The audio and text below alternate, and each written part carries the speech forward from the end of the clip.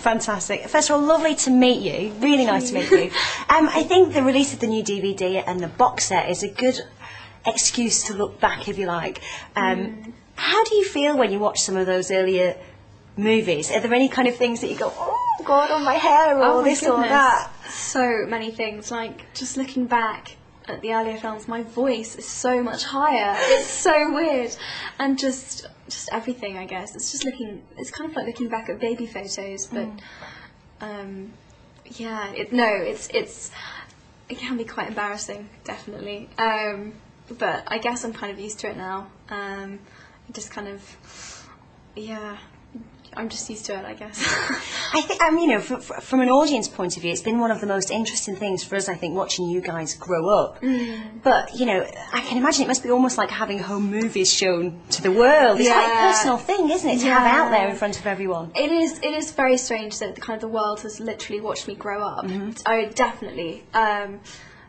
Yes, it is. But, you know, I guess that's one of the things that makes the series so interesting, I guess, and because you really are following people through a real journey. And yeah, I mean, they've certainly changed so much from the early movies as well, and I think it's quite unusual for an audience to be willing to allow that to happen. Often we want Mark II or Mark III, and we want just more of the same.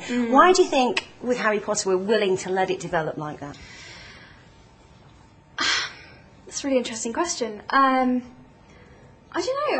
It's quite unusual that a film franchise gets more successful, if that makes sense. That with each film they seem to get better, and there's more hype about each one. You know, kind of the first one's really good, and then they decide to make a couple more, and they're kind of not quite as good. But with Harry Potter, they just seem to get better, and I think it is to do with the fact that we are growing up, and so our performances get better, for one. Well, I hope so anyway. And I think the audiences get really attached to the characters in Harry Potter. I think it's very easy for everyone, different types of people, all different ages, to identify with a character in Harry Potter, because they're not perfect human beings. You know, they're kind of a bit geeky. They're kind of outsiders. They're kind of, you know, Harry's the underdog, and Hermione's a bit of a geek, and you know, Ron is kind of from quite a poor background, and he's a bit geeky too. And I don't know, I just think people just love. I think there's something very endearing about them, and I think, I just think they're very easy to identify with, and people like watching them grow up and see where they go. And yeah, sorry, I've really just ranted. No, that's true. I think they're very human, even when they're wizards. Yeah. And also, as you say, you've all of you developed so much as actors, but also we've had to watch you grow up in the spotlight as well, and that must have been really tough, particularly I think for you as a girl, having to deal with people talking about how you look, what you're wearing. Do you feel that that's unfair, that, you know, as a woman you've got to put up with all that rubbish as well? Sometimes I do. Sometimes I'm just like, oh,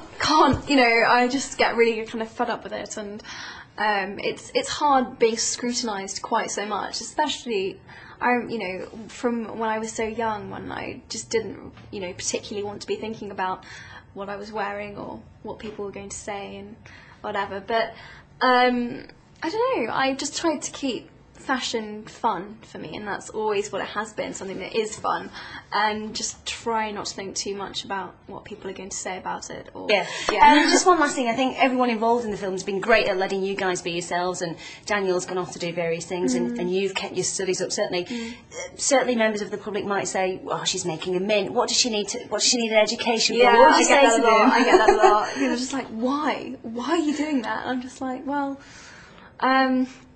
because I enjoy it, and learning is really important to me, and it keeps me motivated, and it makes me feel normal, and it keeps me in touch with my friends and normality just generally, and I don't know, it really means something to me. I don't know, it just really does. And before Harry Potter, that was always what I was going to do, and I guess I just want to be the same person. And I don't know, I just, you know, and also this is such an unpredictable business, and you know, one minute you're up there and another minute you're not, and it's all very unpredictable, and I just want to have something that I can fall back on, and something that, you know, if this all goes wrong and whatever, then there's something that I can do, and you know, I'll have, I don't know, just something else there. I don't know.